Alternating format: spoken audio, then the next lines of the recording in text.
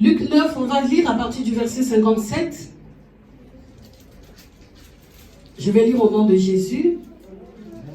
Pendant qu'il était en chemin, un homme lui dit, « Seigneur, je te suivrai partout où tu iras. » Jésus lui répondit, « Les renards ont des tanières et les oiseaux du ciel ont des nids, mais le Fils de l'homme n'a pas un lieu où il puisse reposer sa tête. »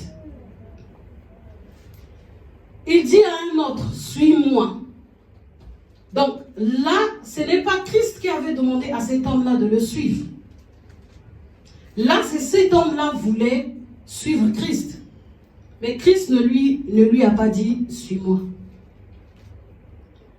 Mais on nous dit, il dit à un autre, suis-moi. Parce que l'histoire de suivre Jésus, ce n'est pas l'histoire de la chair. Je ne me lève pas de bon matin, je commence à suivre Jésus. C'est compliqué de suivre Jésus. C'est compliqué. Suivre Jésus, on ne peut pas se lever comme ça. Bon, je vais commencer à suivre Jésus. Là, je vais marcher avec Jésus. Non, l'histoire de Dieu, c'est compliqué, bien-aimé. Là, nous voyons, c'est Christ qui a dit, suis-moi. C'est Jésus qui dit, suis-moi. Parce que c'est lui qui appelle. Et là, il dit, suis-moi. Le monsieur dit quoi? Et il répondit, Seigneur, permets-moi d'aller d'abord ensevelir mon père. Mais Jésus lui dit, laisse les morts ensevelir leurs morts et toi, va annoncer le royaume de Dieu. Un autre dit, je te suivrai, Seigneur, mais permets-moi d'aller d'abord prendre congé de ceux de ma maison. Jésus lui répondit, quiconque met la main à la charrue et regarde en arrière n'est pas propre au royaume de Dieu. La première personne qui dit, il dit, suis-moi. Christ lui dit, laisse. Les morts vont enterrer les morts. Ça, c'est moi, hein. Quand je médite la parole de Dieu, quand je médite, je vois que cet homme-là, si Jésus lui disait, vas-y, va enterrer d'abord ton père. Il part enterrer son père, alors que des fois, il fallait des fois qu'il prêche, il fallait des fois qu'il prie pour les malades. Il n'est pas présent. Et il finit l'enterrement, il arrive, il veut venir encore à Christ. Il y a encore un autre problème. Mais tu t'es pas encore occupé des enfants. Finalement, il laisse d'abord de suivre Jésus, il va s'occuper des enfants. Il veut encore suivre Jésus. Finalement, le loyer lui dit, tu ne m'as pas encore payé. Il repart encore, il faut que j'aille chercher l'argent pour payer le loyer. Alléluia. Donc, à chaque fois que Christ dit, suis-moi, si je ne me lève pas pour suivre Jésus-Christ, si je regarde d'abord, il faut que je résoudre tel problème, mais les problèmes ne finiront jamais. Amen. Alléluia. Amen. Les problèmes ne finiront jamais. Donc, dès que je veux résoudre ce problème, l'autre problème va encore arriver. Donc, je suis sûr que c'est par rapport à ça que Christ disait, suis-moi, laisse ces choses-là. Parce que Dieu nous connaît, nous. Il connaît nos cœurs. Il sait que les préoccupations ne finissent pas. Il y en a qui disent, moi en tout cas, quand je vais me marier, je vais commencer à servir le Seigneur avec mon mari. Quand le mariage arrive, la femme a besoin de ça. Ah, pasteur, il faut d'abord que je fasse ça avec ma femme. Je vais suivre Jésus après. Ça encore, ça finit. Il y a encore un autre problème qui arrive. Il y a encore un autre problème qui arrive. Et les problèmes ne finiront jamais. Et moi, je ne servirai jamais le Seigneur. Mais suivre Jésus, c'est comme quand Christ a dit, laisse les morts, laisse ça, laisse cette chose-là, laisse. Voilà pourquoi il a dit, ne vous inquiétez pas du lendemain, car le lendemain prendra soin de lui. Ne t'inquiète pas de ces choses-là. Christ lui-même, il va prendre soin de ça. Mais pour en arriver là, ne t'inquiète pas. On a toujours tendance à s'inquiéter. C'est comme si on avait même la force de résoudre un problème. C'est pas nous. C'est Christ. C'est lui qui donne la force. C'est lui qui résout nos problèmes. Non, mais quand j'aurai les papiers, c'est là où je vais servir le Seigneur. Non, mais quand je vais travailler, pasteur, en tout cas, je vais commencer à donner à Dieu. Mais déjà, dans les peu que tu gagnes, là, tu n'arrives pas à donner à Dieu. C'est quand tu vas travailler. Quand tu n'as pas les papiers, tu ne te donnes pas à Dieu. Mais quand tu auras les papiers, il y a tellement de choses. Il faut que je cherche maintenant un logement. Il faut que je trouve un travail. Il faut que j'ai maintenant ça. Quand tu as les papiers, il y a maintenant beaucoup de choses qui se rajoutent dans ta vie. Il faut que je me marie.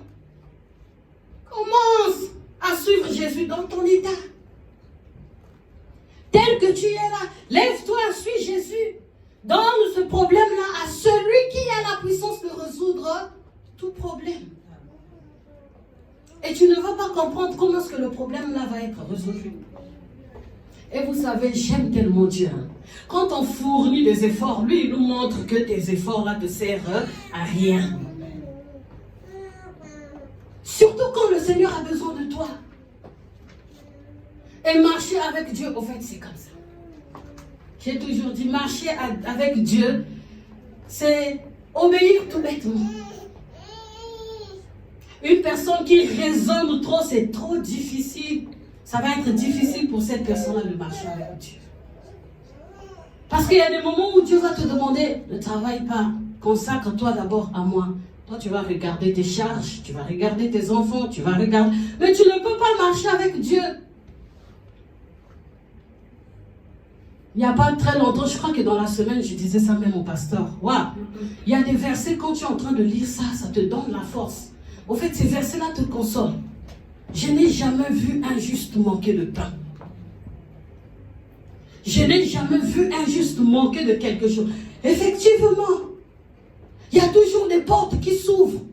Il y a toujours des surprises dans la vie des justes. Des personnes qui marchent avec Dieu. Une fois, je vais donner quand même ce témoignage-là, mais la sœur Rime, je crois qu'elle-même, elle ne le connaît pas. Une fois, je suis allée prier chez la sœur Rime. Je n'avais rien à la maison. Je n'ai pas prié. On a fini de prier. Elle aussi, elle n'avait que 20 € chez elle. Je ne sais pas si tu te rappelles. Ça fait tellement longtemps. Elle n'avait aussi que 20 € pour elle, là où elle avait fait ses programmes pour acheter les gâteaux de ses enfants. Mais finalement, on finit la prière, le Seigneur lui dit, prends les 20 € là, donne ça chez la sœur Haute. Elle a voulu un peu poser de la résistance, mais moi, je n'ai que ces 20 € là. Mais je veux faire comment? Mais ça a tellement insisté. Elle a pris 20 €, elle m'a donné. Je dis que le Seigneur te bénisse. Moi aussi, je ne lui ai pas montré que je n'avais rien. Amen. Amen.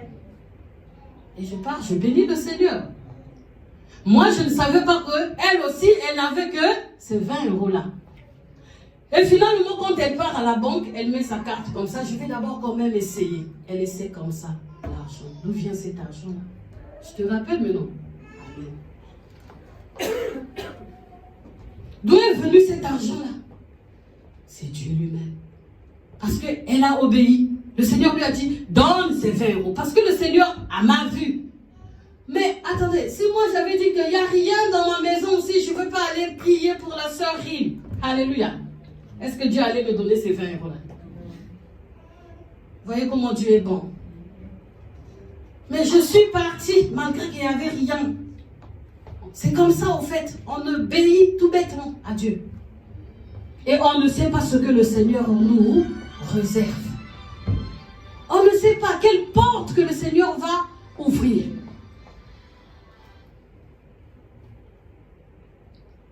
Et là, Christ qui dit, laissons ces choses-là.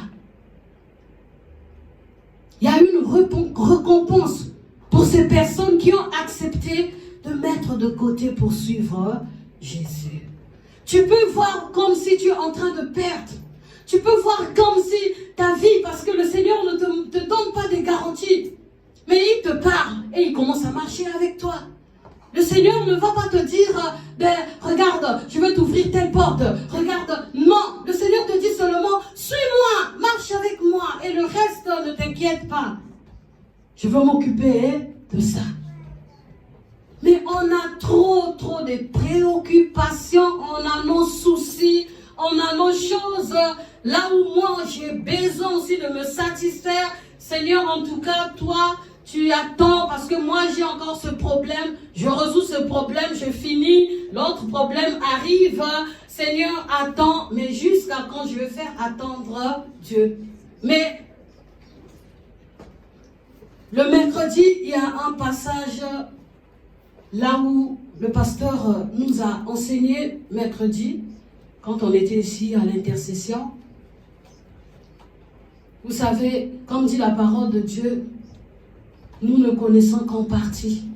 Au fur et à mesure qu'on marche avec le Seigneur, on apprend, on apprend, on apprend.